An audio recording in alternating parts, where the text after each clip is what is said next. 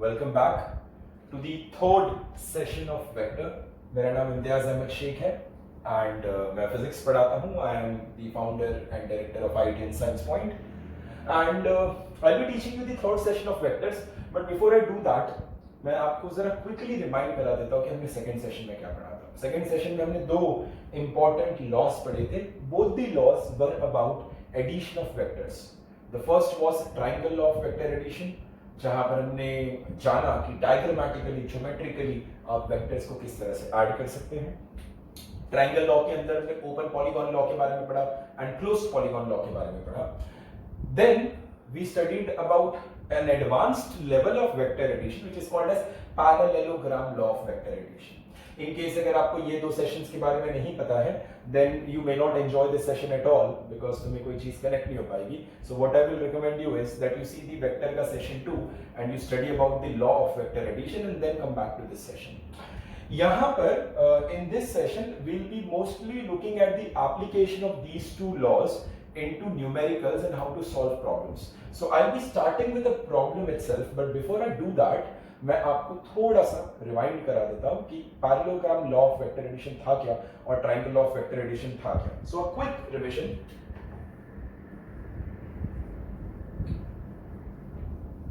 A quick recap. Let me talk about the triangle law. लिखूंगा नहीं, सिर्फ बोलूंगा. When two vectors represents two sides of a triangle in one order, then the resultant is represented by the third side of the triangle in the opposite order. When two vectors represents two sides of a triangle in one order, two sides of a triangle, which triangle we are talking about? This triangle. When two vectors represents two sides of a triangle in one order, then their resultant is represented by the third side of the triangle but in opposite order. So these are anti-clockwise, so this will become clockwise and hence this will be the resultant r vector given as a vector plus b vector. This is the triangle law. Parallelogram law देख लेते हैं एक बार.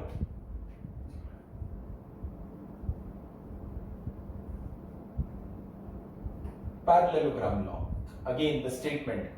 The statement is when two vectors represents two adjacent sides of a parallelogram originating from the same point, then their resultant is represented by the diagonal of the parallelogram originating from the same point.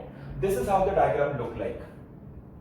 Two vectors A, B representing two sides of a parallelogram originating from the same point, then in दोनों का resultant is represented by the diagonal of the parallelogram r is equal to a plus b originating from the same point.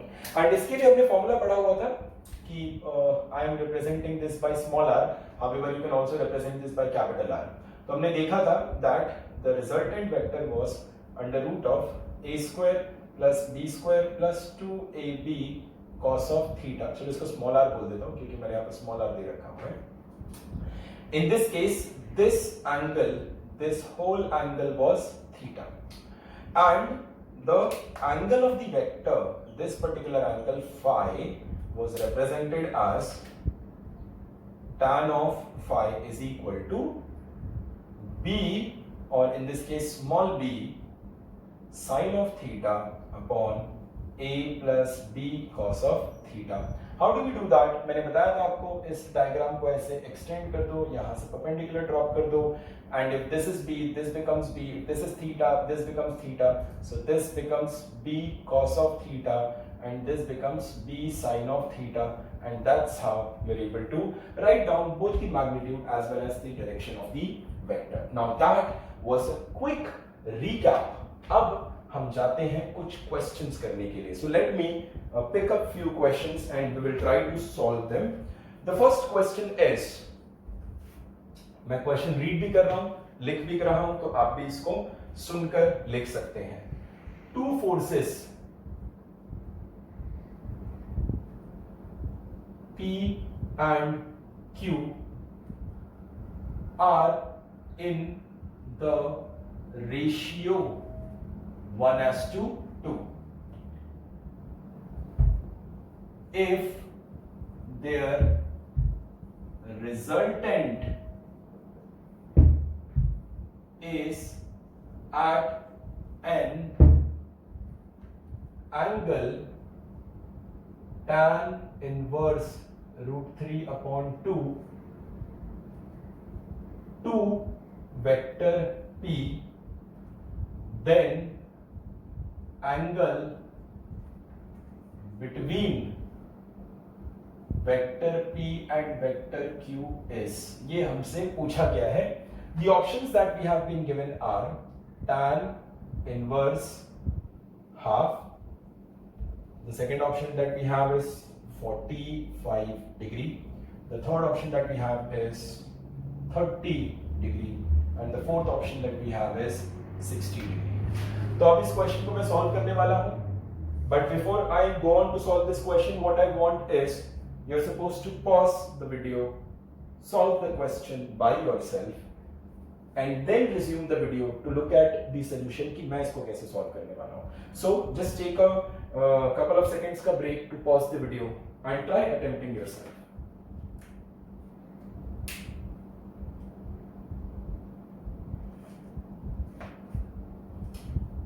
All right, so I'm back here. I'll be solving this question now. Question में information क्या दी है वो जानने की कोशिश करो. सबसे पहले बोला है कि दो फोर्सेस हैं, यानी P और Q. These are two forces. Force क्या होता है? फोर्स वेक्टर होता है, तो ज्यादा सोचने की जरूरत नहीं. दो वेक्टर है P and Q. Are in the ratio 1:2. अभी सोचना ये रेशियो किस चीज का होगा? रेशियो हमेशा मैग्नीट्यूड का होता है. एक चीज ध्यान रख लो, वेक्टर को ऐड किया जा सकता है, सबट्रैक्ट किया जा सकता है, मल्टीप्लाई किया जा सकता है, बट डिवाइड नहीं किया जा सकता. ये याद रखना, वेक्टर्स को डिवाइड नहीं कर सकते, बट रेशियो तो डिवीजन होता है. तो कभी भी अगर आपको इस तरह से दिखेगा कि कोई रेशियो की बात कर रहा है तो हमेशा मैग्नीट्यूड होगा. तो यहां पर इन्होंने लिख दिया कि भाई आपका दो वेक्टर्स हैं, एक अंदाजन बना लो, ये आपका वेक्टर जो है लेट्स से Q है और ये आपका वेक्टर जो है लेट्स से P है. इनके बीच का एंगल जो है वो थीटा है. यही तो मुझे निकालना है क्वेश्चन में, यही थीटा मुझे निकालना है. अब इन्होंने रेशियो दे रखा हुआ है, तो vector P upon vector Q अगर मैं लिख दूं 1/2 तो ये गलत हो जाएगा. मैग्नीट्यूड लिखो, P upon Q is equal to 1/2. ये दे रखा है इन्होंने. अब बोला है कि the resultant is at an angle tan inverse. अच्छा, ये मैं जो है इसको P लेना चाहता हूं और मैं इसको Q लेना चाहता हूं, क्योंकि इससे मेरा डायग्राम आसान हो जाएगा. अब क्या बोला है कि ये दोनों वेक्टर यानी P और Q वेक्टर का रिजल्टेंट यानी एडिशन जो है that is at an angle tan inverse root 3/2 vector P. अब क्या करो आप, इसका पहले रिजल्टेंट बनाओ. तो रिजल्टेंट बनाया कैसे जाता है? रिजल्टेंट कुछ इस तरह से बनाते हैं हम. पैरेललोग्राम लॉ के हिसाब से पैरेललोग्राम कंप्लीट करो. तो ये आपने पैरेललोग्राम कंप्लीट कर लिया. आई थिंक ये डायग्राम शायद आपको वीडियो में बहुत स्ट्रांगली विजिबल ना हो, so I am going to take off this diagram. मैं इस डायग्राम को राइट में बना रहा हूं और थोड़ा बड़ा बना दे रहा हूं ताकि आपको डायग्राम विजिबल हो जाए. So this is going to be P and this is going to be Q. इनके बीच का एंगल थीटा है जो मुझे निकालना है. अब पैरेललोग्राम लॉ के हिसाब से अगर मैं थोड़ा आगे बढ़ूं, then what I am able to see is, मैं यहां पर देख पा रहा हूं कि इन दोनों का जो रिजल्टेंट निकल कर आएगा, that is this is that resultant, और इसकी वैल्यू मैं R मान लेता हूं और वो रिजल्टेंट जो है वो एंगल बनाएगा फाई. देखो ये जो इंफॉर्मेशन है ना यहाँ पर, resultant is at an angle this, तो ये मेरा फाई है. किसके साथ है? P के साथ है. फाई किसके साथ है? P के साथ है. So if I go by the basic formula, if you remember, तो मैंने याद कराया था आपको tan ऑफ फाई कैसे निकालेंगे. कुछ नहीं है, इसको यहां से कर दो आप एक्सटेंड और यहां से करो परपेंडिकुलर ड्रॉ. अगर आपका ये Q है तो ये Q हो जाएगा, ये थीटा है तो ये थीटा हो जाएगा, तो ये हो जाएगा Q cos ऑफ थीटा और ये हो जाएगा आपका Q sin of theta. So in that case, if I want to write down the value of tan of phi, then it's going to be opposite upon base, and your opposite is Q sin of theta, the whole upon P plus Q cos of theta. तो ये चीज मुझे यहां से पता चलती है. अब tan इनवर्स √3/2 है, तो इसका मतलब मुझे दे रखा हुआ है कि जो फाई है वो tan इनवर्स √3/2 है. What does this mean? This means tan of phi जो है that is √3/2. यानी tan of phi की मुझे वैल्यू पता चल चुकी है यहाँ पर. So मैं tan of phi की वैल्यू लिख देता हूँ and it turns out to be √3/2 is equal to Q.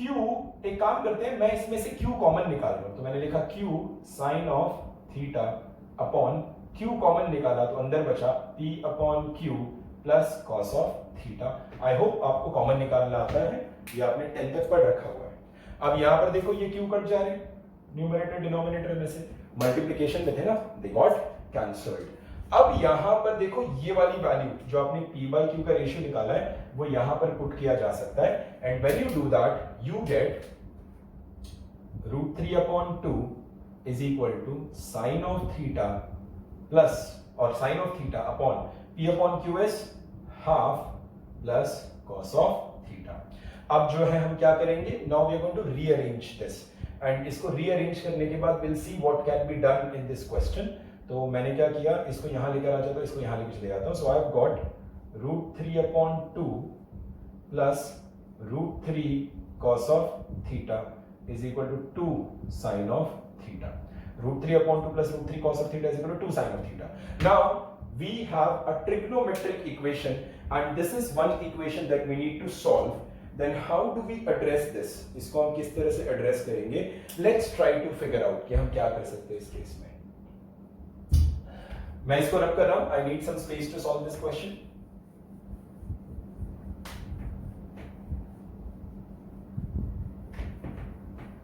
आपको एक इक्वेशन मिल चुकी है in terms of sin and cos. Let's see if we can do something about it. And that equation is √3 ऐसी बाहर ले लिया मैंने and I have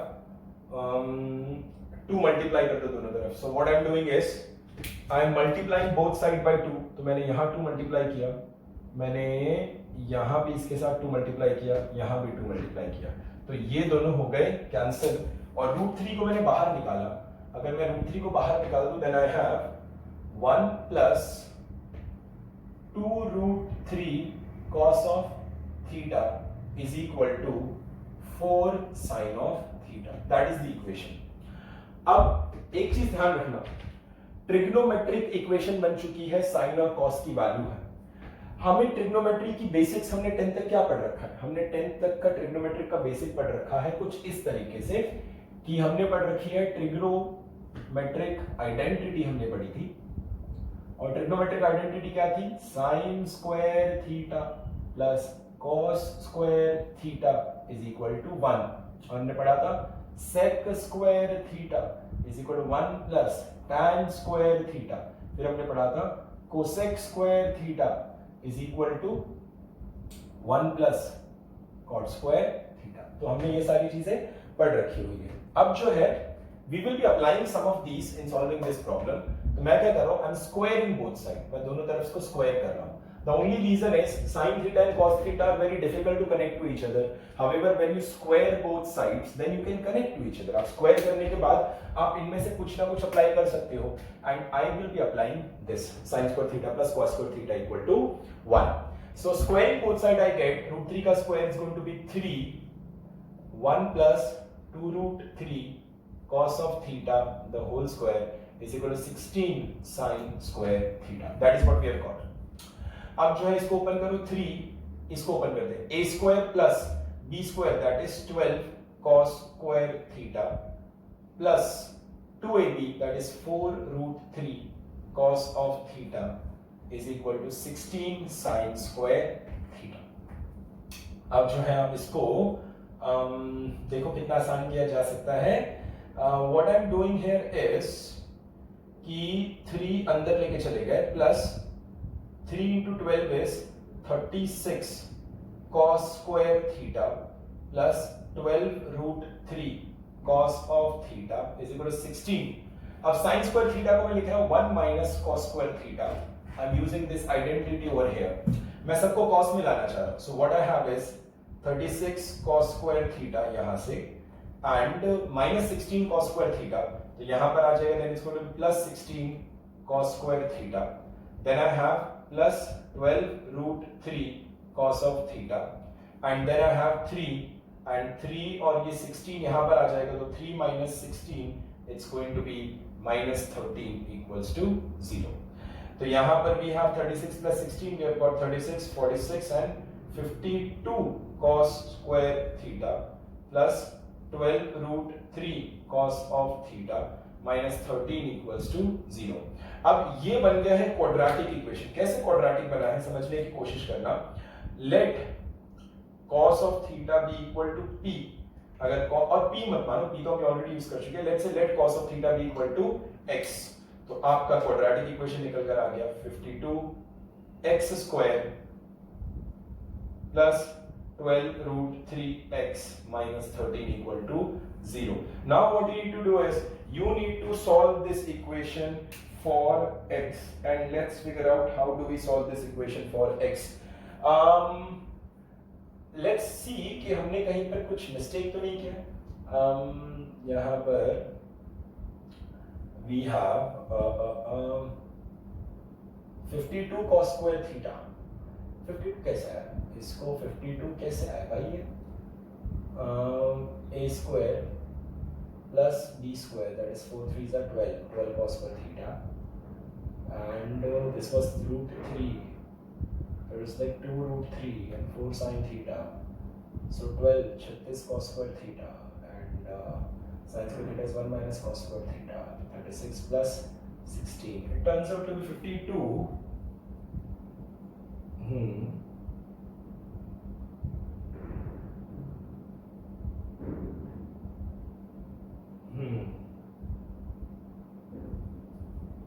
एक बार यहां देख लेते हैं. root 3 by 2 plus root 3 cos theta is equal to 2 sin theta. Then I again multiplied by 2 on both the sides. I get root 3 plus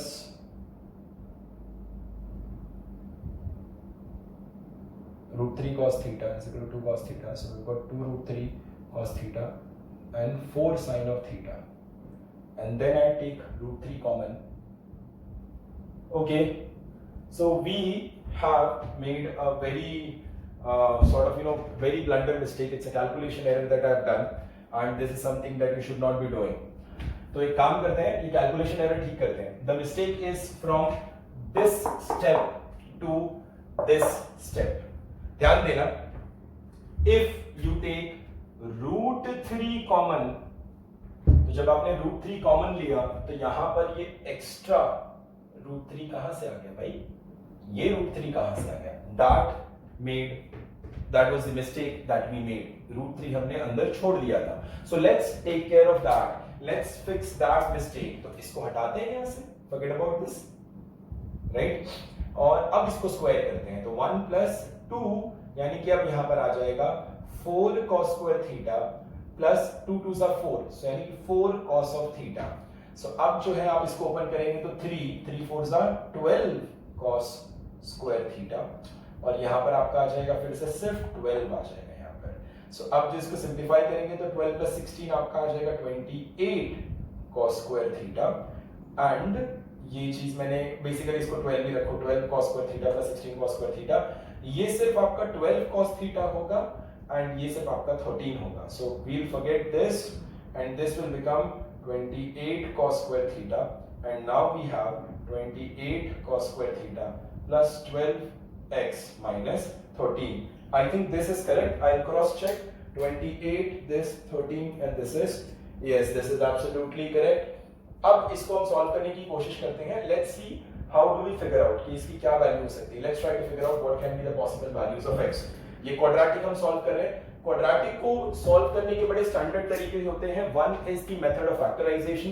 The other is the method in which you directly apply the formula, that is minus b plus minus under root b square minus 4ac upon 2a. So मैं क्या कर रहा हूँ, this question is very big, हाँ. So इसको question में patience बहुत रखना, continuity बहुत ज़्यादा important है. And let me tell you, जो मिस्टेक मैंने यहाँ पर किया, जो रूट 3 का फैक्टर मैं यहाँ पर एक्स्ट्रा लेकर आ गया, this is some mistake that you can do and anybody can do. So we got to be a little careful on that. ध्यान देना है. I was able to recognize my mistake because I knew कि इसके बाद ये solve नहीं हो पा रहा. However, एग्जाम में तुमसे सवाल छूट सकता है. So आपको क्या करना है? You need to be very very extra careful in that. So I made a mistake. I showed you the mistake. Now you should know how to avoid a mistake. अब मैं इसको रब करने जा रहा हूँ. So in case you have not noted this, you are supposed to pause the video and copy it. अब मैं इस बात को रब कर रहा हूँ.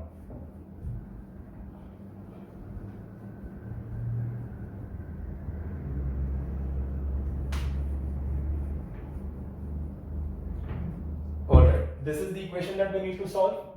We are stuck up with this equation. We have got 28x square plus 12x minus 13 equal to 0.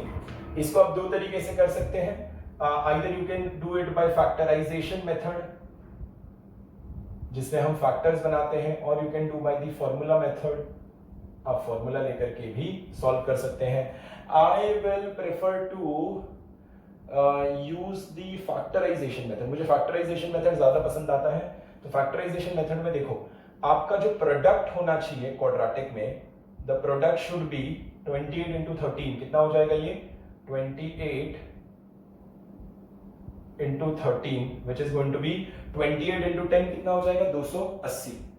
28 into 3 कितना हो जाएगा? अच्छा, ये 28 into 13 को ओरली कैसे करेंगे? ओरली करने का तरीका देखो, मतलब यहां पर मैं करके दिखा रहा हूं. You have got 28 into 13 and I am supposed to solve this orally. ठीक है, इसको orally solve करना है. आप क्या करो, 13 को 28 into 13 को मन में इमेजिन करना 10 plus 3. तो 28 into 10 आपको 280 दिख जाएगा, प्लस यहां दिखेगा 28 into 3. अब जो है ये 280 आपका ऐसे ही छोड़ो, 28 को इमेजिन कर लेना आप 20 plus 8 into 3 इमेजिन कर लेना. तो 280 यहां से हो जाएगा, 60 यहां से हो जाएगा, 24 यहां से हो जाएगा.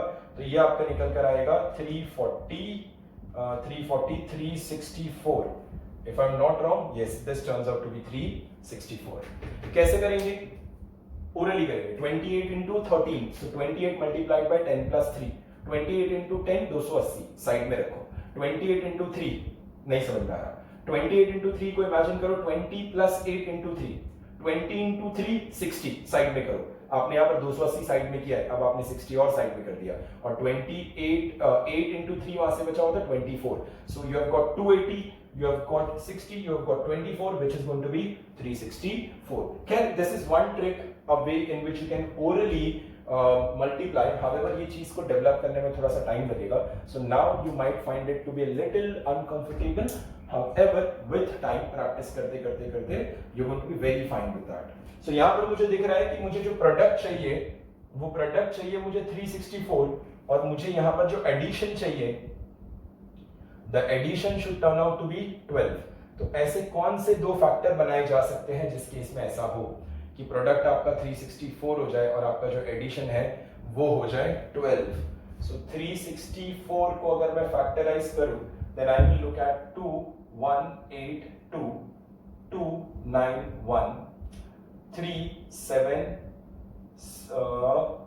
3 2s are 6. No, 3 is not working na. 91. 3 नहीं वर्क कर रहा. 4 7 will work. 7 1s are 7 3s are and 13 1s are. So we have got factors as 7 2 2 and 13. तो ये मुझे दिख रहा है. This is 2 into 2 into 7 into 13. कैसे बना लो आप? आप एक काम करो, 26 और 14. Yes, 26 and 14. तो इसको लिखा जा सकता है 28x square प्लस यहां पर आपको दिख जाएगा plus 26x minus 14x minus 13 equal to 0. 28x square minus 14x plus 26x minus 13 equal to 0. आप इसमें से 14x कॉमन निकालो, you have got 2x minus 1, plus यहां से आप 13 कॉमन निकालो, you have got 2x minus 1 equals to 0.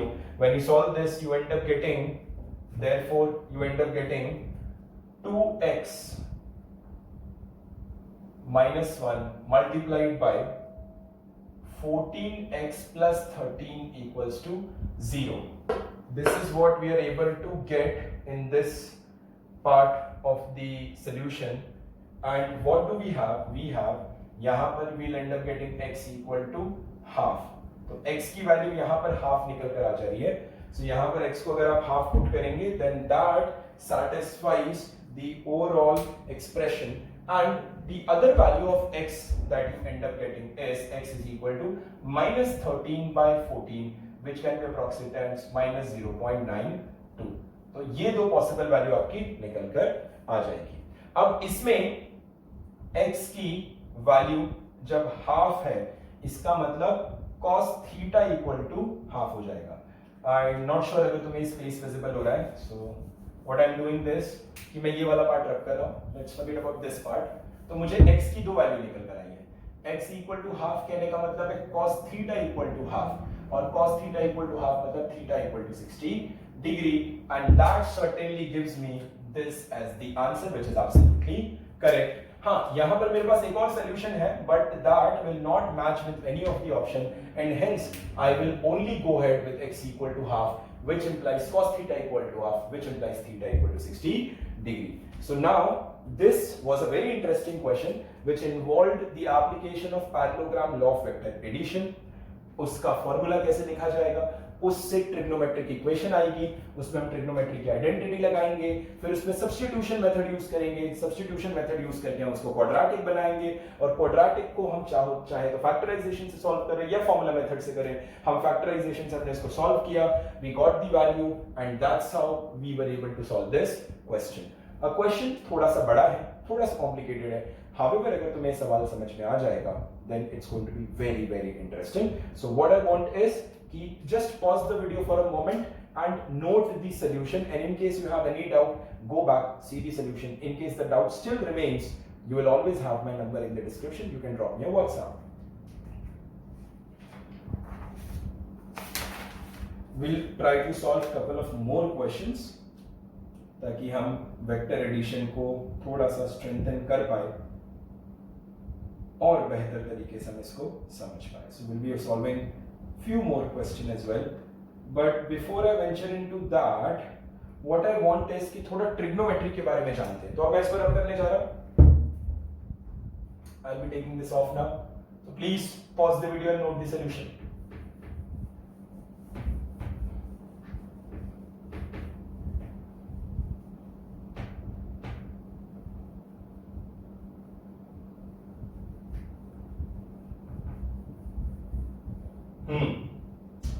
So what I want is कि although maths में आपको पढ़ाया जाएगा, एलिमेंट्री मैथमेटिक्स जो सेशन चल रहा है हरप्रीत सर का, वो आपको ट्रिग्नोमेट्री पढ़ाएंगे, लेकिन मैं थोड़ा सा बेसिक ट्रिग्नोमेट्री आपको बता देता हूं, बिकॉज हमारे वेक्टर्स में भी ट्रिग्नोमेट्री यूज होने वाला है. So I am going to talk about now trigonometric ratios. तो यहां पर मैं कुछ एंगल्स लिख रहा हूं, आपको एक टेबल बना के दे रहा हूं, आपको उस टेबल को जाके भरना है और उसकी वैल्यूज को याद कर लेना है, रट्टा मार लेना है, दिमाग में बिठा लेना है. अब वो वैल्यू आते कैसे हैं वो चीजें बाद में समझेंगे. सो द एंगल्स आर, यहां पर मैं थीटा लिख रहा हूं.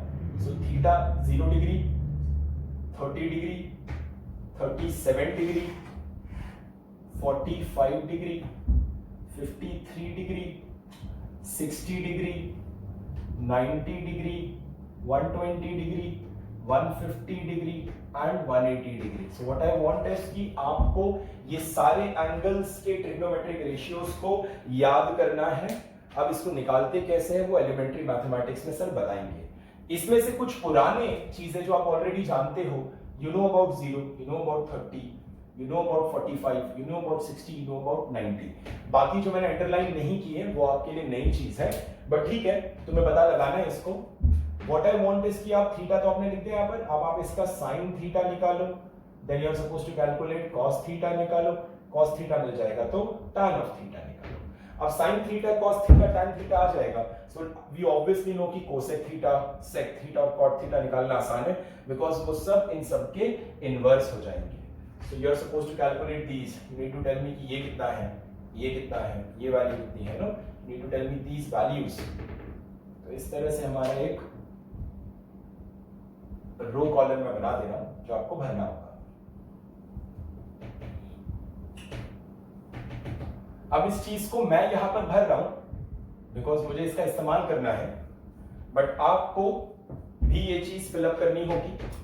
I am going to write it down, you can go ahead and verify it on the internet and remember it. याद रखेंगे जो पुरानी वैल्यूज है जो हम ऑलरेडी बचपन से जानते हैं, जिन वैल्यूज को हमने 8, 9, 10 पे पढ़ रखा हुआ है, उसको मैं डायरेक्टली लिख दे रहा हूं.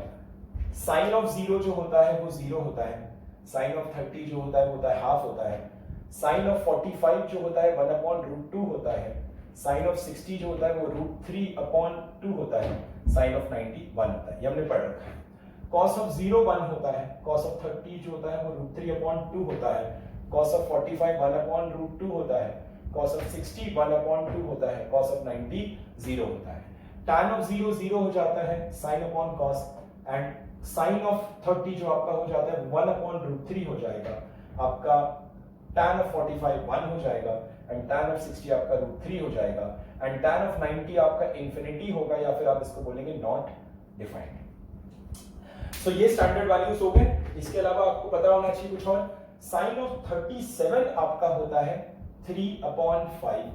cos ऑफ 37 आपका हो जाएगा 4/5 एंड tan ऑफ 37 आपका होगा 3/4. याद रखना है, बताऊंगा क्या होता है सब कुछ.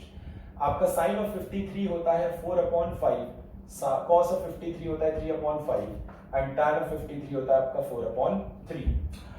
अब साइन ऑफ 120 आपका हो जाएगा √3/2 एंड सिमिलरली आपका cos ऑफ 120 हो जाएगा -½ एंड tan ऑफ 120 आपका हो जाएगा -√3. आपका साइन ऑफ 150 हो जाएगा 1/2. आपका cos ऑफ 150 हो जाएगा -√3/2 और आपका tan ऑफ 150 हो जाएगा -1/√3. आपका साइन ऑफ 180 हो जाएगा 0. आपका cos ऑफ 180 हो जाएगा -1 एंड आपका tan ऑफ 180 हो जाएगा 0. Now what I want is that you're supposed to write down these values and remember them. याद करना बहुत जरूरी है आपको, खास करके जो चीज मैंने ब्लू में रखी है बिकॉज आपको बाकी सारी चीजें याद है. The logic behind calculating these values ये आपको ट्रिग्नोमेट्री में पता चल जाएगा. Now let me solve another question. एक और सवाल उठाते हैं यहाँ पे, इसको मैं रब करता हूं बिकॉज इसका एप्लीकेशन लगातार आता रहेगा क्वेश्चन सॉल्व करते वक्त, राइट. तो हमें जो है इन वैल्यूज को याद रखना बहुत जरूरी है.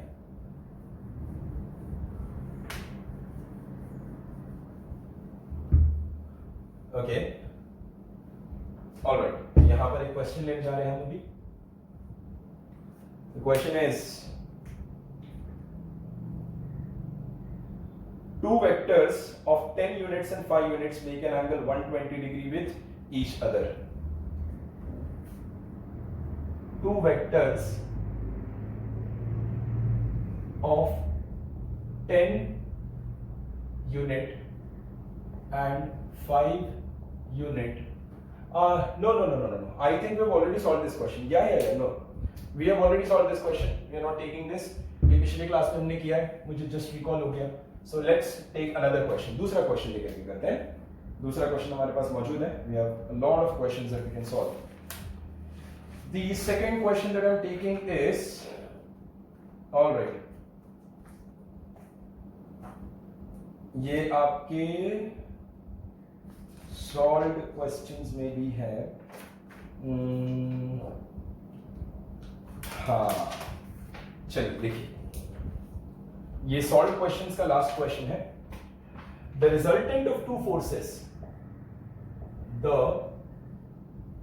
Resultant of two forces, the resultant of two forces of magnitude 4 Newton and 4√2 Newton makes 90 degree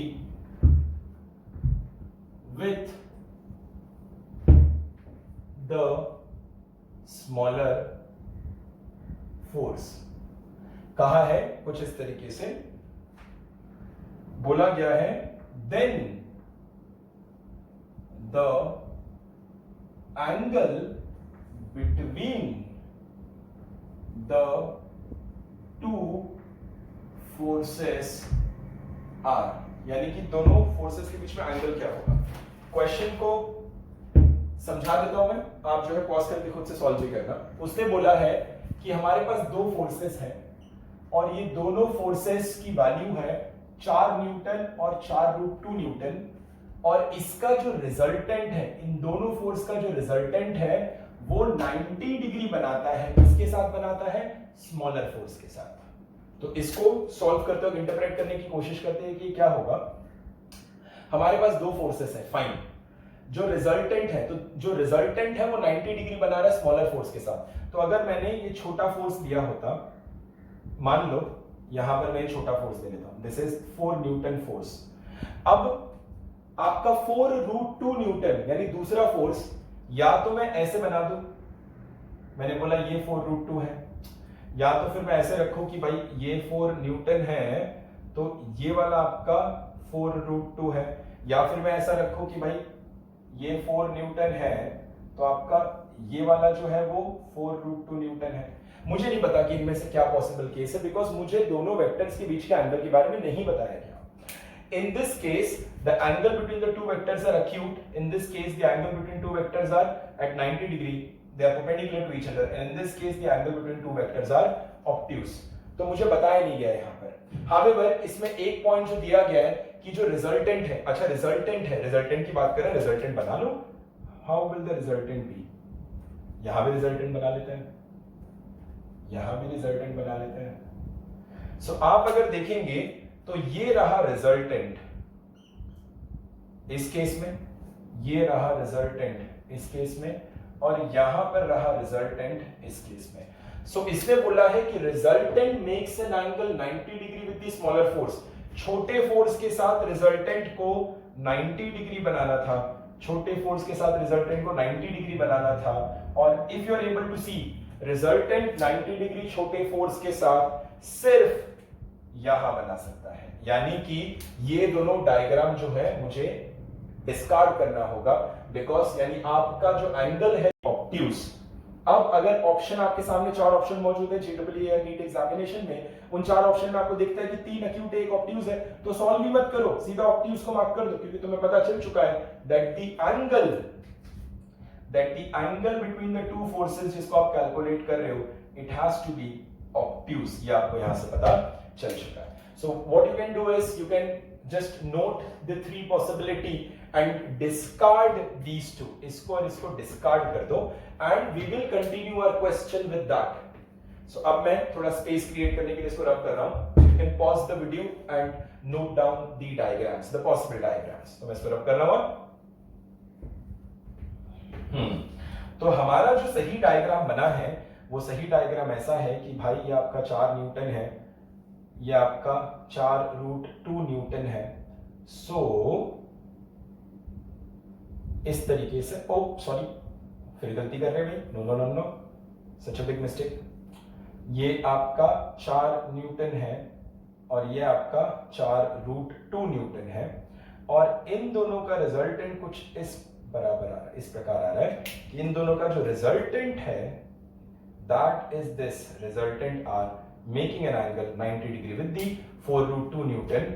और ये एंगल मुझसे पूछा गया है, मैं क्या कर रहा हूं, मैं इस वाले एंगल को, ये छोटे वाले एंगल को मैं थीटा मान लेता हूं, छोटे वाले एंगल को मैंने थीटा मान लिया। So now see this is a parallelogram, and if it's a parallelogram तो पैरेललोग्राम की प्रॉपर्टी होती है that opposite sides are parallel as well as equal, ये उसकी प्रॉपर्टी होती है। And if that is the case then this is 4 newton, तो ये भी आपका कितना हो जाएगा 4 newton. Now look at this smaller triangle, ये वाले ट्राइंगल को देखना, it's a 90 degree triangle, right. इस तरह से आप देख रहे हो, this is 90 डिग्री, ये 4√2 है और ये आपका 4 है और ये थीटा है। तो यहां से आपको ये थीटा की वैल्यू निकाली जा सकती है, कैसे, साइन थीटा लिखो। साइन थीटा क्या होगा आपका, ऑपोजिट अपॉन एडजेसेंट। थीटा के ऑपोजिट क्या है, 4, थीटा के sorry sine theta is going to be, sin theta will be written as opposite upon hypotenuse। तो opposite आपका यहां पर क्या है, sin theta, theta के opposite में you have got 4, और आपका hypotenuse जो है it's going to be 4√2। so you cancel out 4, you end up getting sin of theta as 1 upon under root 2. इससे पता चलता है that theta is equal to 45 degree. But अब जाकर के जल्दबाजी में आंसर मत मार्क कर देना, बिकॉज ऑप्शन एक पड़ा होगा 45 degree. 45 degree is not the answer. हमें बोला गया है दोनों वेक्टर के बीच का एंगल कितना है. Then your answer is going to be this. This is your answer. This combined angle is going to be your answer, and this is going to be 45 degree plus this 90 degree, which is 135 degree. That is the answer. That is the angle between the two vectors. So that is how we are able to solve this question. चलिए आगे बढ़ते हैं, थोड़ा सा और vectors के बारे में समझते हैं. आप इसको कॉपी करो, तब तक मैं लेफ्ट वाला पार्ट रफ कर देता हूं. आई होप आपने इसको नोट कर लिया.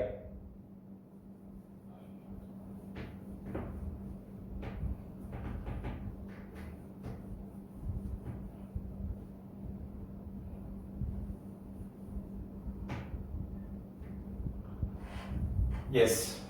Now what I'm trying to do is, मैं यहाँ पर पैरेललोग्राम को लॉ को थोड़ा सा डिस्क्राइब कर रहा हूं for multiple possibilities. I'll tell you how. कैसे? We have two vectors. We have got resultant vector के बारे में हम बात करेंगे, and the resultant vector is the addition of vector A and vector B, and theta is angle between vector A and vector B. Vector A और vector B के बीच का जो एंगल है that is theta, which is given to us.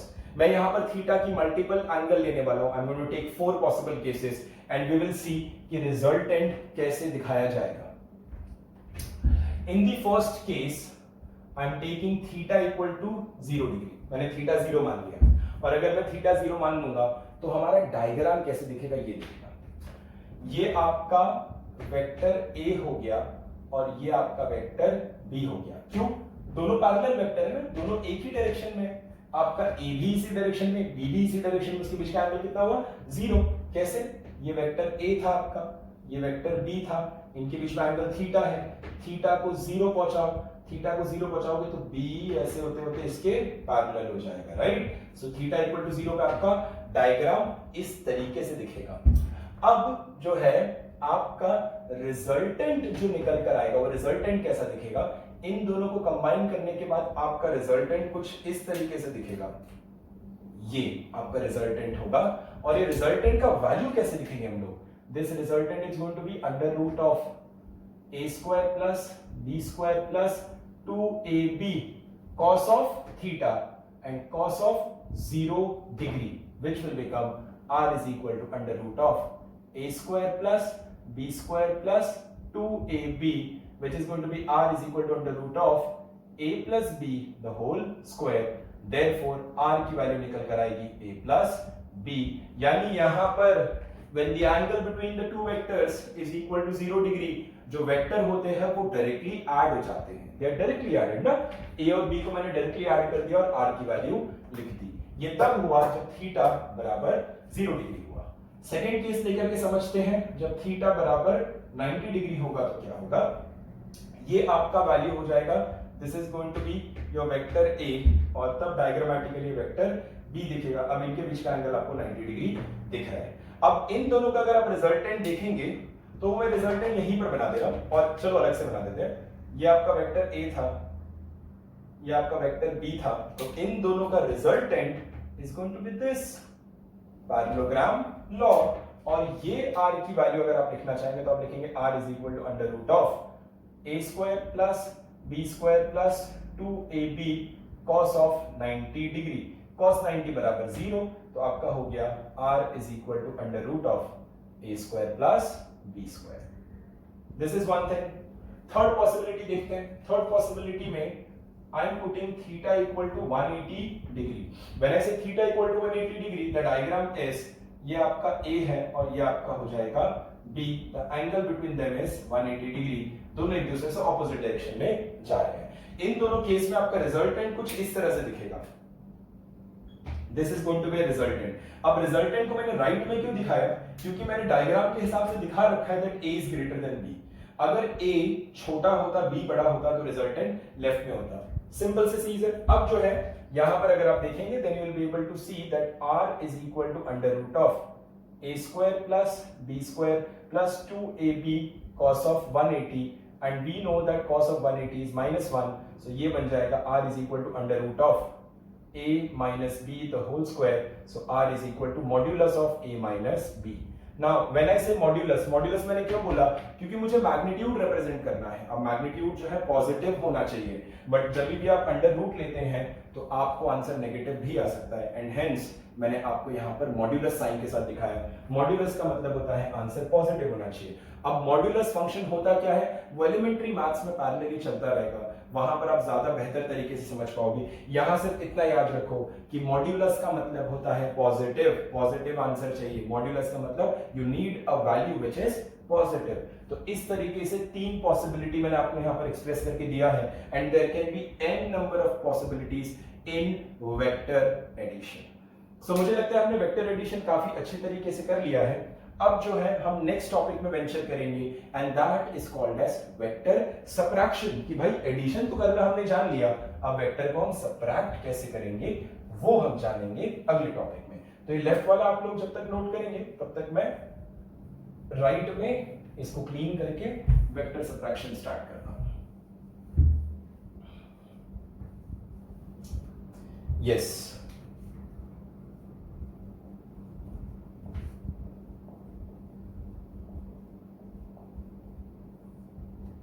Vector subtraction. अब vector subtraction क्या होगा, this is something that you need to understand.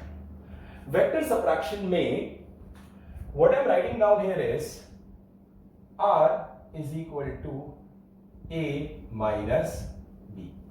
This is a vector subtraction कि आपने दो वेक्टर को सबट्रैक्ट किया तो आपको कोई रिजल्टेंट वेक्टर मिला, आपको कोई नया वेक्टर मिला दो वेक्टर को सबट्रैक्ट करने के बाद।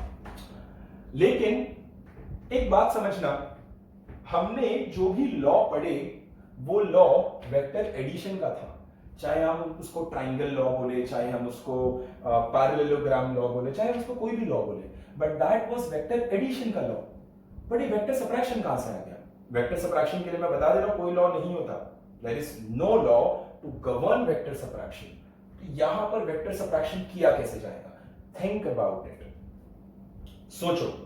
मैं एक स्टेटमेंट बोलने जा रहा हूं एंड तुम्हें इसको गौर से सुनना है। वो स्टेटमेंट में ही वेक्टर सबट्रैक्शन के बारे में सारी चीज छुपी हुई है, and the statement is subtraction is a special case of addition.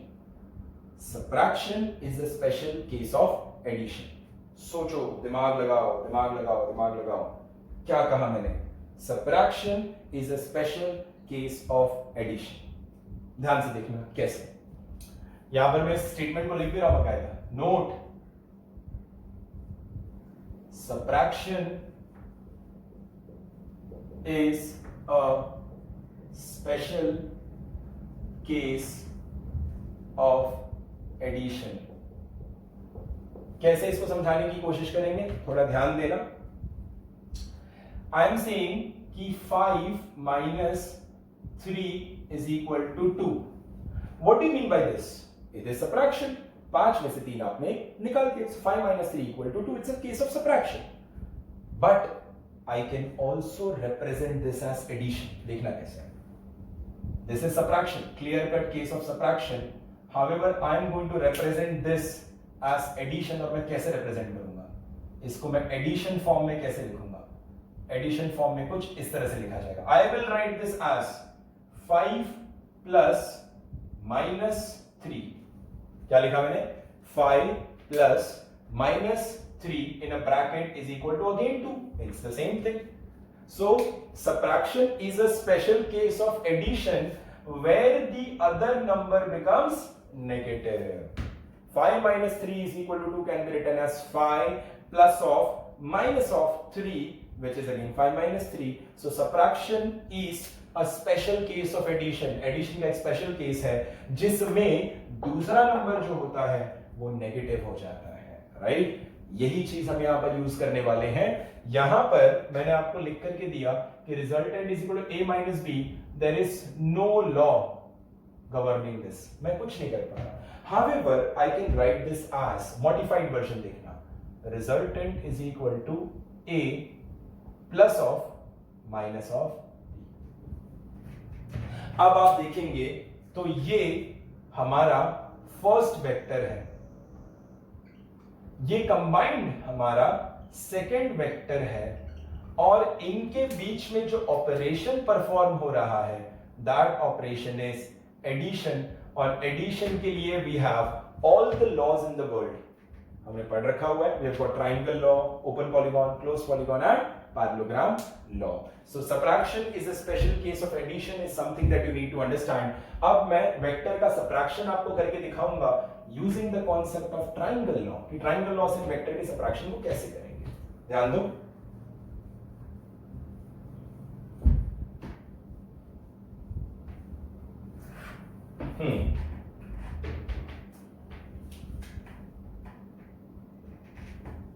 यहां पर देखना, वेक्टर सबट्रैक्शन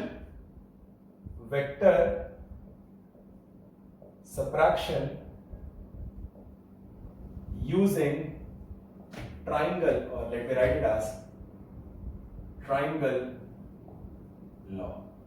मैंने ट्राइंगल लॉ को इस्तेमाल करते हुए सबट्रैक्शन किया है. How do I do that, एक बार देख लेते हो. Just give me a moment, my marker is becoming light, so I need to refill it.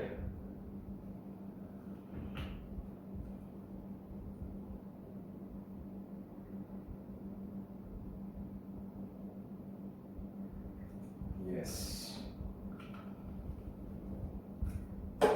Very nice.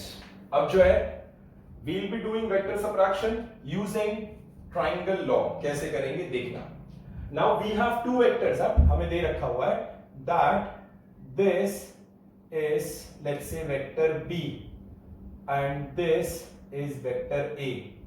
और हमें बोला गया है कि भाई बताओ कि vector A minus vector B क्या होगा, इसका डायग्राम बनाकर दिखाओ. तो इसका डायग्राम मैं आपको बनाकर दिखाऊंगा कि कैसे.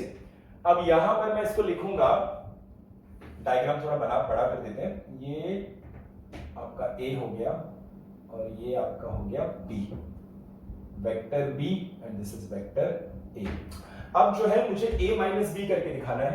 मैं लिखूंगा R, जो निकालना है ना इसको, vector R is equal to vector A minus B, but इसी को मैं लिखूंगा vector A plus minus of vector B. ठीक है. तो अब जो है मुझे एडिशन करना है बकायदा.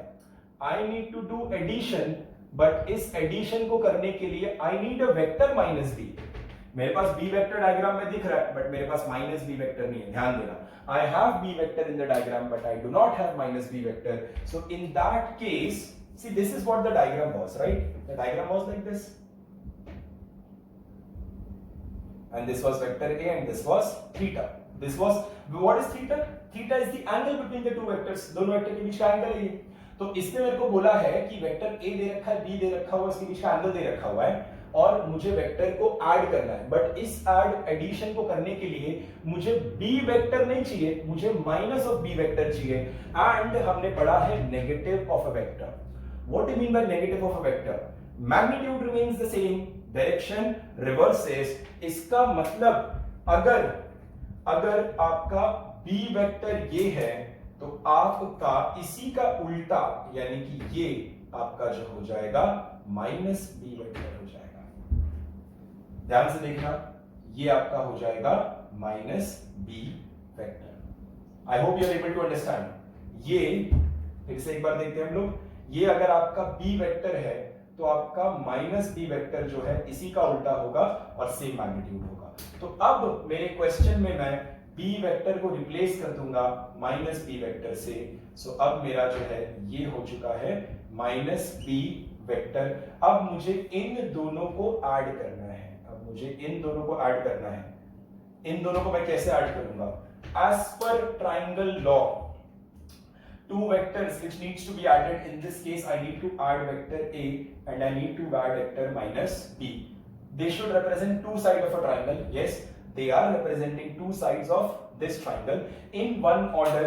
Yes, they are in one order. ये भी आपका एंटी क्लॉकवाइज है, ये भी आपका एंटी क्लॉकवाइज है. तो इसका resultant will be represented by the third side. The resultant will be represented by the third side, but in the opposite order. अगर ये दोनों clockwise है तो इसको anti-clockwise होना पड़ेगा. And if this is supposed to be anti-clockwise, तो ये आपका हो गया vector A minus vector B. तो इस तरीके से हमने डायग्राम में ट्राइंगल लॉ का इस्तेमाल करते हुए वेक्टर सबट्रैक्शन दिखाया। क्या किया मैंने, मुझे a माइनस बी करना था, मैंने उसको लिखा a plus of minus B. अब माइनस बी मिसिंग था तो माइनस बी ले आया, बी को माइनस बी से रिप्लेस कर दिया और ट्राइंगल लॉ को मैंने अप्लाई कर दिया। और ट्राइंगल लॉ कहता है when two vectors represents two sides of a triangle in one order then their resultant is represented by the third side of the triangle taken in opposite order. बस इस चीज का ख्याल रखना है। This was vector subtraction using triangle law. Now I am going to do vector subtraction using parallelogram law, जिसके लिए मुझे जगह की जरूरत है। So I am going to take this off, ये राइट हैंड साइड में रब करने वाला हूं। So please pause the video and note it और then we can proceed with the parallelogram law. So इसी चीज को हम पैरेललोग्राम लॉ से सॉल्व करेंगे अब।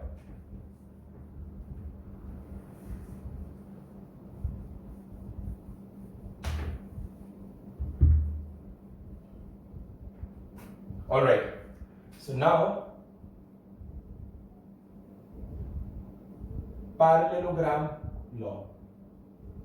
पैरेललोग्राम लॉ से हम इस सवाल को कैसे करेंगे? Again what do we have here is आपका जो है, और व्हाट आई वांट इज कि मैंने आपको ट्राइंगल में बता दिया है ना, थिंक अबाउट इट, है ना, एक 5 सेकंड सोच करके देखो कि आखिर पैरेललोग्राम लॉ कैसे लगाओगे ताकि आप जो इस क्वेश्चन को कर पाओ। How do you do that? Let's think about it. सोचो, मैं तब तक आपका बेसिक डायग्राम बना दे रहा हूं। The basic diagram was this, ये आपका वेक्टर b था और ये आपका वेक्टर a था और उनके बीच का एंगल था ये थीटा। और मुझे बोला है कि आप जो है रिजल्टेंट वेक्टर निकालो which is going to be a minus b, और पैरेललोग्राम लॉ से आपको निकालना है। तो आपके पास b वेक्टर है ना, तो अब आप माइनस b वेक्टर बना दो। माइनस b वेक्टर कैसा होगा? ऐसा ही होगा बिल्कुल, बट इसका उल्टे डायरेक्शन में। This is going to be minus b vector. अब माइनस b मेरे को मिल गया, b को हटा दो, अब इस b की कोई जरूरत नहीं है, ठीक है। तो ये रहा मेरा minus b vector. Now you might wonder कि सर आपने माइनस b यहां पर यही बना दिया और यहां पर यहां ना बना तो यहां बनाया। सी पैरेललोग्राम लॉ आपको ध्यान में होगा, तो पैरेललोग्राम लॉ बोला करता था कि आपको दोनों वेक्टर को सेम पॉइंट से ओरिजिनेट करना है। तो यहां पर मैंने दोनों वेक्टर को सेम पॉइंट से मैंने उनको ओरिजिनेट कर रखा हुआ है। देखो दोनों वेक्टर जो है आपके सेम पॉइंट से ओरिजिनेट हो रहे हैं। This is the point, right. Now मुझे इसको मैंने लिखा vector a plus minus of vector b, और इन दोनों वेक्टर्स को मुझे पैरेललोग्राम लॉ से ऐड करना है। यानी कि इन दोनों वेक्टर्स को, यानी वेक्टर a को और वेक्टर b को मुझे पैरेललोग्राम लॉ से ऐड करना है। तो पैरेललोग्राम बना लो पहले। तो अगर आप पैरेललोग्राम बना लोगे तो आपका पैरेललोग्राम ऐसा दिखेगा, कुछ इस तरीके से आपका पैरेललोग्राम दिखेगा। Then the resultant of these two vectors will be represented by the diagonal of the parallelogram originating from the same point. Then this will be the resultant, which is going to be a minus b. Vector a is equal to vector r is equal to vector a minus vector b. This is the resultant. अब यहां पर आप जो है इन दोनों vectors को add कर रहे हैं, ठीक है। You are having r is equal to vector a plus minus of vector b। आप एक काम करो, आप इमेजिन कर लो कि आपका जो माइनस ऑफ वेक्टर b और वेक्टर c है, minus of vector b is vector c, let vector c is equal to minus of vector b। तो आपने ऐसे लिख दिया, then you have got vector a plus vector c is equal to r। चलो parallelogram law लगा दो। Parallelogram law क्या बोलेगा? पैरेललोग्राम लॉ बोलेगा r is equal to under root of a square plus b square plus, अच्छा यहां पर c है ना, तो a square plus c square plus 2ac cos of some angle, cos of कुछ एंगल की बात कर रहा है। बट ध्यान रखना इसमें ये जो एंगल होता था, दिस एंगल, इस एंगल बिटवीन कौन से दो वेक्टर की बात चल रही? a और c। So angle between vector a and vector c। तो गलती से भी यहां पर cos ऑफ थीटा मत लिख देना, because theta is not the angle between vector a and vector c. This has become vector c now. This can be written as vector c. So theta is not the angle between vector a and vector c. The angle between vector a and vector c is this. This is the angle between vector A and vector C ना, A सी, ये उनके बीच का angle है, which is going to be 180 minus theta. So आप यहां पर जब जाकर के लिख देंगे, this is going to be under root of a square plus c square plus 2ac cos of 180 degree minus theta. और मैं यहां पर बता रहा हूं कि फॉर नाउ सिंस आपने ट्रिग्नोमेट्री हायर वर्जन में नहीं पढ़ रखा हुआ है, सो मैं आपको यहां पर बता दे रहा हूं कि cos of 180 degree minus theta can be written as minus cos of theta. अब इसके लिए जो है आप इसको फॉर नाउ मान लो, मतलब जस्ट अज्यूम कि भाई cos of 180 minus theta is minus cos of theta. So आपका r का वैल्यू निकल आएगा, it's going to be under root of a square plus c square plus 2 minus cos theta लिखा तो minus 2ac cos of theta. That is what you have got, right? अच्छा, we have got vector c is equal to minus vector b, तो magnitude दोनों तरफ ले लो, तो magnitude of vector c is equal to magnitude of vector minus b. Magnitude कभी negative नहीं हो सकता, therefore c is equal to b. Magnitude में दोनों बराबर है बट डायरेक्शन में दोनों ऑपोजिट है, तो यहां पर आप ले जाकर के c को सब्स्टिट्यूट कर दो, you have got r is equal to under root of a square plus b square minus 2ab cos of theta. ये यहां से निकल कर आ गया. So this is the solution that we have got. अब इसको याद रखने के पॉइंट्स क्या होंगे, जब आपका वेक्टर एडिशन होता है और यहां पर ऐसे दे रखा हुआ है कि इन सब का मैं समरी यहां पर लिख रहा हूं, पैरेललोग्राम लॉ का मैं समरी यहां पर लिख रहा हूं कि उसका समरी क्या होने वाला है. ए आपके पास वेक्टर है और बी आपके पास वेक्टर है, and theta is angle between vector A and vector B. A और बी वेक्टर के बीच का एंगल जो है वो थीटा है. सो रिजल्टेंट आपका R vector is equal to, अगर मैं कहूंगा A vector plus B vector, then आपका आर का मैग्नीट्यूड हो जाएगा A square plus B square plus 2ab cos of theta. और अगर मैं बोलूंगा resultant vector is equal to vector A minus vector B, then आपका r का मैग्नीट्यूड हो जाएगा under root of a square plus b square minus 2ab cos of theta. ये याद रखना है ना, यहां पर ये दो पॉइंट याद रखना. थीटा, अगर थीटा दोनों के बीच का एंगल है, then in that case addition में plus 2ab cos of theta, और अगर थीटा दोनों के बीच का एंगल है और माइनस में इसका सबट्रैक्शन में, the magnitude will be minus 2ab with the cos of theta. This is something that you should remember.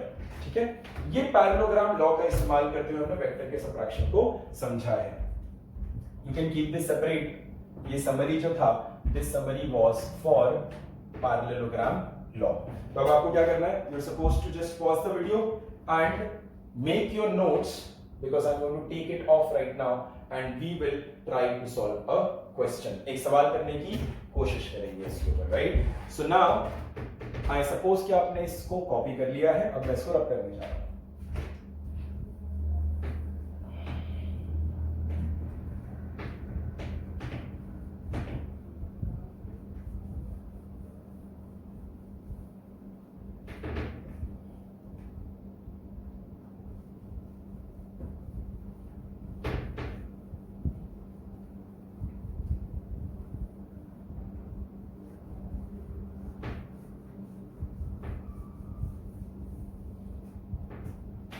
Okay, so vector subtraction पे हम एक क्वेश्चन करने जा रहे हैं.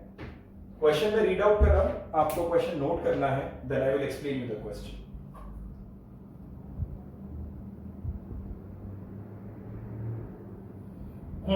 The question is, a man traveling at a speed of 3 kmph towards east. A man traveling at a speed of 3 kmph towards east. A man traveling at a speed of 3 kmph towards east turns left and continues at the same speed. Turns left and continues at the same speed, यानी कि left turn लेता है और same speed पे continue करता है। आगे क्या पूछा गया है? फाइंड, हमसे क्वेश्चन पूछा गया है find the first part change in speed, the second part change in velocity. दो चीजें हमसे पूछी गई है यहां पर। In the first part they have asked for the change in speed, in the second part they have asked for the change in velocity। मैं question एक बार फिर रीड आउट कर दे रहा हूं ताकि आपको क्लियरली समझ में आ जाए। A man traveling at a speed of 3 km/h towards east turns left and continues at the same speed. Find first change in speed, second change in velocity। ये दो चीज हमसे पूछी गई है।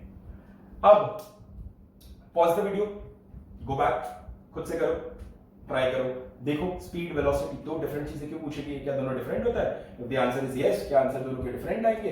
लेट्स ट्राई टू सॉल्व, क्या approach अलग हो सकता है? So you will figure out कि क्या होगा इस केस में। So I am going to solve the question now. मैं इसको सॉल्व करके बताता हूं कि यहां पर कैसे जो है आप इस क्वेश्चन को एड्रेस करेंगे। यहां पर यू नीड टू अंडरस्टैंड कि एक जगह पे बात हो रही है स्पीड की, दूसरी जगह पे बात हो रही है वेलोसिटी की। कुछ तो फर्क होगा भाई स्पीड और वेलोसिटी में, ये चीज हमें बोली गई है। सो एक जगह स्पीड की बात हो रही है, दूसरी जगह बात हो रही है वेलोसिटी की। एक चीज हमेशा ध्यान रखना। चलो फर्स्ट पार्ट मैं सॉल्व करने जा रहा हूं। They have said change in speed. Change in speed का मतलब क्या होगा? Final speed minus initial speed. Final speed minus initial speed आपका चेंज इन स्पीड होगा। डायग्राम के जरिए समझते हैं हो क्या रहा होगा कि ये कोऑर्डिनेट्स बना लो, ये आपका ईस्ट डायरेक्शन हो गया, ये आपका वेस्ट डायरेक्शन हो गया, ये आपका नॉर्थ डायरेक्शन हो गया, ये साउथ डायरेक्शन हो गया। तो उसने क्या बोला है कि initially the man was travelling at 3 kmph towards east, यानी कि initially he was travelling towards east with 3 km/h। Then he turns left, east में जाते जाते लेफ्ट लेगा तो कहां जाएगा? नॉर्थ। So finally अगर आप इसको देखेंगे then finally he is traveling towards north with the same speed of 3 kmph. So initially he was traveling at 3 kmph towards east and now he is traveling at 3 kmph towards north. That is what is the given situation. अब यहां पर आ जाओ। See, speed does not have direction, it only has a magnitude. तो इसका मतलब final speed उसकी कितनी होने वाली है? फाइनली वो कितनी तेजी से चल रहा है? फाइनली अगर आप देखोगे, हाँ नॉर्थ में जा रहा है, no doubt about it, but कितनी तेजी से जा रहा है? The answer is 3 kmph। So final speed is 3 kmph। बढ़िया। माइनस इनिशियल स्पीड, जा रहा ईस्ट में है बट कितनी स्पीड से जा रहा है?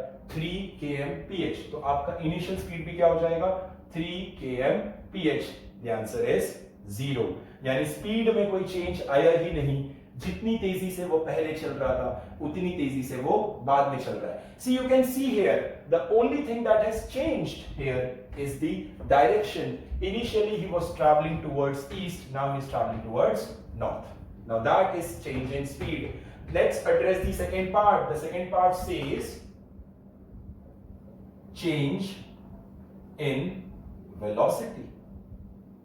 Change in velocity, which is final velocity minus initial velocity. अब this is change. Change is represented by symbol delta. So change in velocity is equal to final velocity minus initial velocity. See, vectors है ना, velocity vector quantity होती है, मैंने v से represent किया, तो यहां मैं बोल सकता हूं कि भाई ये जो है आपका इनिशियल वेलोसिटी है और ये जो है आपका this is your final velocity. This is the initial velocity, this is the final velocity. तो देखो यहां हमसे क्या पूछा गया है? This is subtraction of vectors. यहां हमसे सबट्रैक्शन की बात की जा रही है, एडिशन की बात नहीं की जा रही है, यहां पर सबट्रैक्शन की बात की जा रही है। तो इसको एडिशन के फॉर्मेट में कैसे लिखेंगे? हम इसको लिखेंगे v final plus minus of v initial. क्या किया मैंने? इसको सबट्रैक्शन को एडिशन के फॉर्म में लिख दिया। अब V final अगर मैं दिखाऊं डायग्राम में तो this is V final and this is V initial. दिख रहा है आपको? V initial towards east, V final towards north. But मुझसे क्या बोला गया है? V final plus minus of V initial. तो पहले आप माइनस ऑफ V initial बना दो यहां पर. तो if this is V initial तो माइनस ऑफ V initial आप इस तरह से लिखेंगे. This is going to be minus of V initial. यानी कि हमें अब इसकी जरूरत नहीं है. So forget about this. Forget about this. तो हमें मिल गया मेरा माइनस ऑफ V initial. अब मुझे इन दोनों को ऐड करना है, यानी कि मुझे इन दोनों को ऐड करना है. तो इन दोनों का एडिशन क्या होगा? देखो हेड टेल प्रॉपर तरीके से ओरिएंटेड है. इन दोनों का एडिशन ये निकल कर आ गया. This is going to be the addition of the two vectors, which is going to be V final plus minus of V initial, obviously with a vector sign, which can be written as V final minus V initial. और यही तो मुझसे पूछा गया है. This is the change in velocity. See, this is the change in velocity. तो आप अगर देख पा रहे हो that change in velocity has two things. It has a magnitude and it has a direction. Because change in velocity भी तो एक वेक्टर है. दो वेक्टर को ऐड करने से वेक्टर मिलता है, दो वेक्टर को सबट्रैक्ट करने से वेक्टर मिलता है. तो चेंज इन वेलोसिटी का डायरेक्शन क्या है? This is change in velocity. See the direction. The direction is north west. So change in velocity का डायरेक्शन जो निकल कर आया, that direction is north west. अब बात करते हैं मैग्नीट्यूड की, कि इसका मैग्नीट्यूड कितना निकल कर आएगा. अच्छा, इस डायग्राम को देखो. इस डायग्राम के हिसाब से अगर आप देखोगे तो डायग्राम ऐसा दिख रहा है. ये 3 है, ये 3 है. तो इसकी लंबाई कितनी होगी? 3√2. सो चेंज इन वेलोसिटी का मैग्नीट्यूड कितना निकल कर आया? 3√kmph. तो फाइनली मैं आंसर क्या लिख पाऊंगा यहां पर? therefore change in velocity is equal to 3√2 kmph towards, कौन सी दिशा में है ये? It is in the northwest direction. So 3√2 kmph in the northwest direction. Now something very interesting here, that the change in speed was 0, the change in velocity is non-zero. Change in speed is 0 and it does not have a direction. Change in velocity is non-zero and it has a direction. Most common answer लोग क्या दे देते हैं? लोग बोलते हैं कि change in speed भी 0, change in velocity भी 0, बिकॉज वो स्पीड और वेलोसिटी के बीच का डिफरेंस नहीं समझ पाते. स्पीड सिर्फ मैग्नीट्यूड की बात करता है, वेलोसिटी मैग्नीट्यूड और डायरेक्शन दोनों की ही बात करता है. Right? So this was vector subtraction that we have summed up with. Vector subtraction के कुछ questions I will be mentioning in the description of the video, or I'll be sending across an image or a PDF to you on WhatsApp. This session ends here. हमने आज क्या सीखा है? हमने आज सीखा है कि वेक्टर एडिशन, ट्रायंगल और पैरेललोग्राम लॉ के क्या-क्या डिफरेंट एप्लीकेशन हो सकते हैं. वेक्टर एडिशन में क्या-क्या केसेस बनते हैं, पैरेललोग्राम लॉ को कैसे अप्लाई किया जाता है, उसके अंदर ट्रिग्नोमेट्री कैसे आती है. उसके बाद हमने देखा कि वेक्टर सबट्रैक्शन कैसे होता है, और हमने देखा कि किस तरीके से वेक्टर सबट्रैक्शन वेक्टर एडिशन का एक स्पेशल केस है, और वेक्टर सबट्रैक्शन के एप्लीकेशन क्या-क्या होते हैं. These are couple of things that we have understood. इसके आगे का part which will involve unit vectors, multiplication of vectors and so on and so forth is something that we are going to study in the next session.